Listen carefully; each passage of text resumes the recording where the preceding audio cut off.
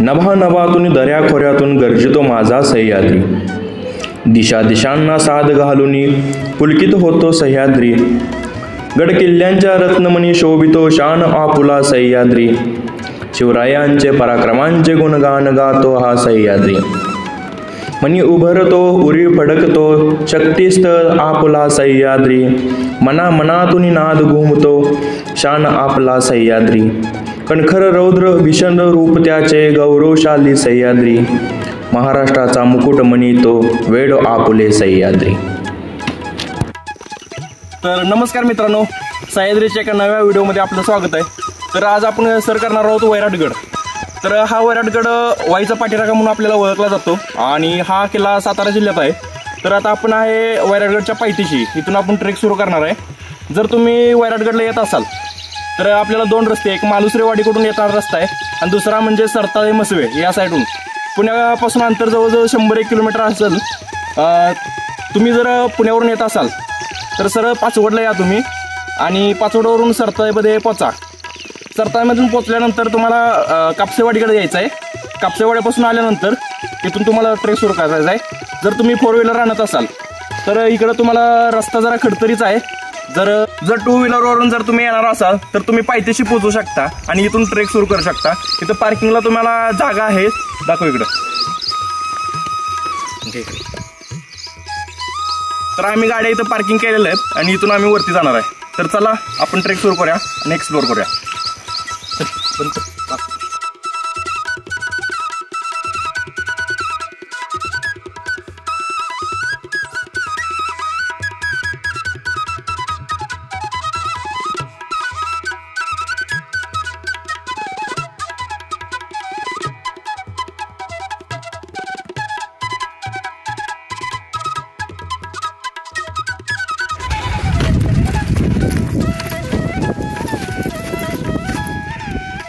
तर मित्रांनो, आपण एकदम खडतडीचा रस्ता आपण चूज केलेला आहे. तुम्हाला दाखवतो वरती गेलो कसं कसं आहे.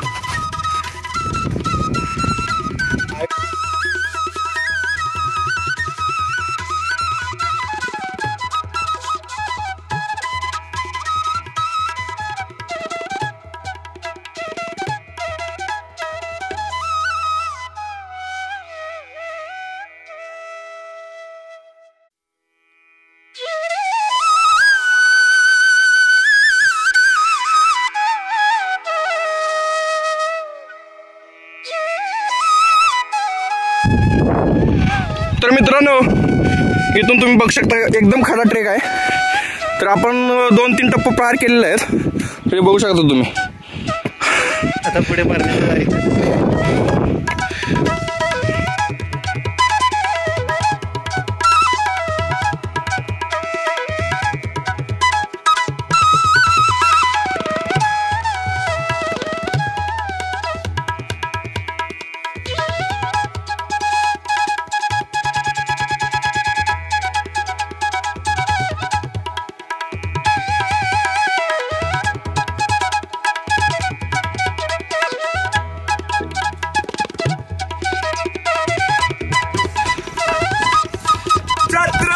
शिवाजी महाराज की जय. धर्मवीर छत्रपती संभाजी महाराज की जय. तर मित्रांनो, आम्ही पावसाळ्यात ट्रेक करू सुद्धा वरती यायला बेकार अवस्था होते. आम्ही खडतर ट्रेक सुरू केला त्यामुळं आम्ही निम्म्यापर्यंत पण आलो नाही. तोपर्यंत पुढचं जायचं कसं आहे अवघड झालंय. हे बघा मित्र बसला. बेकार अवस्था आहे. तुम्ही येताना व्यवस्थित रोड नाही या.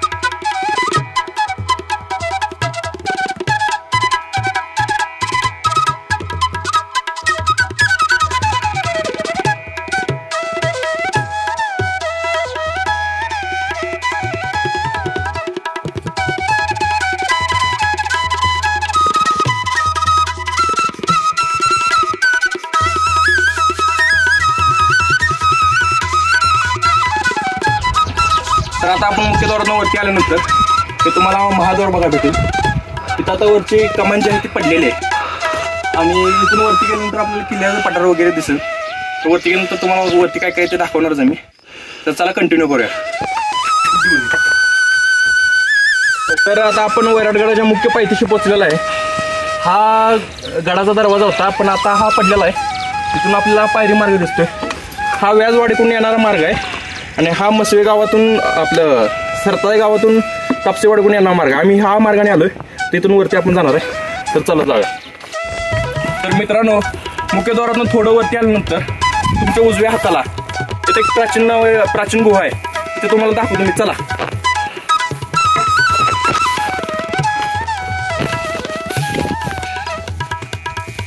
तर मित्रांनो या तुम्ही दाखवतो.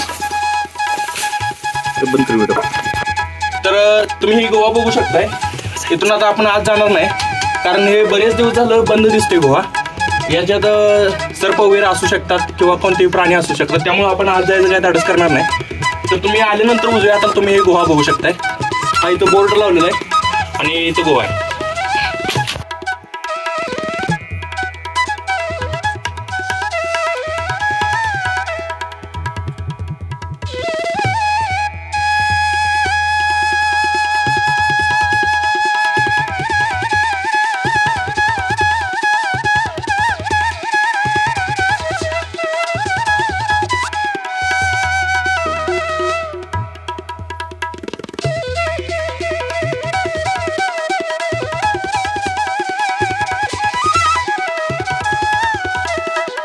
आल्यानंतर उजव्या बाजूला हनुमानाचं मंदिर आहे खूप प्राचीन.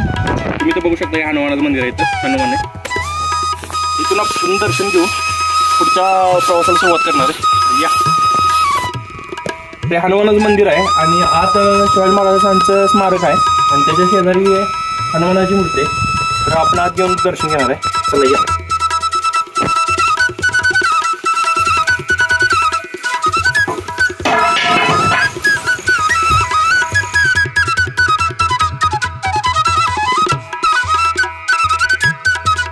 भावा कॅपिट पिझ्झा बर्गर खाण्यापेक्षा ना असं महाराजांच्या गडावर ना चटणी भाकर खाली चांगली. कसा आहे ना जरा.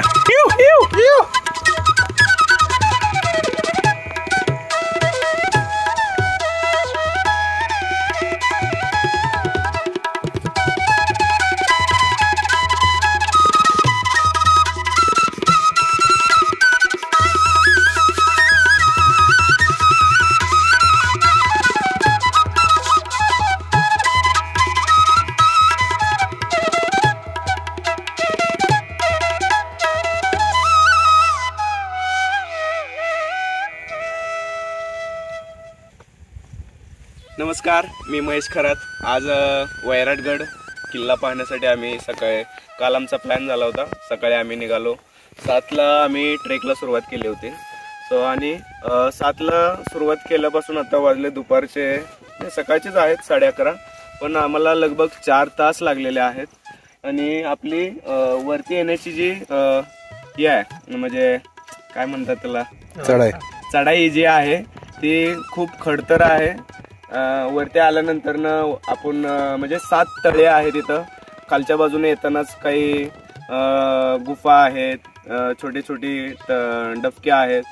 वरती आल्यानंतर शिवजीचं मंदिर आहे इथंच. आणि हा किल्ला कोल्हापूरचा शिलाहार घराण्यातील दुसरा भोजराजा यांनी 11व्या शतकात बांधला होता.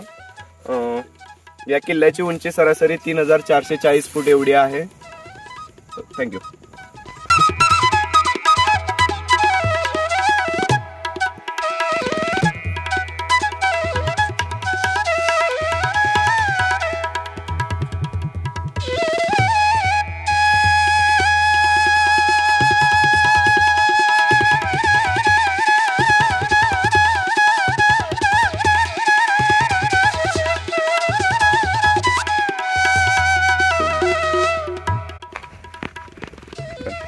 नमस्कार मित्रांनो, मी हर्ष नरवडे.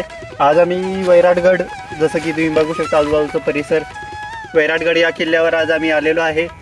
तर इथं येताना ट्रेकिंग म्हणजे अशी जरा मध्यम लेवलची आहे, पण आम्ही फर्स्ट टाईम करतोय त्यामुळे आम्हाला जरा थोडी हार्ड वाटली, पण खरंच इथं वातावरण, इथलं निसर्ग सगळं खूप छान आहे. तर तुम्ही नक्कीच एकदा ट्रेकिंगसाठी हा किल्ला निवडू शकता आणि इथं येऊ शकता.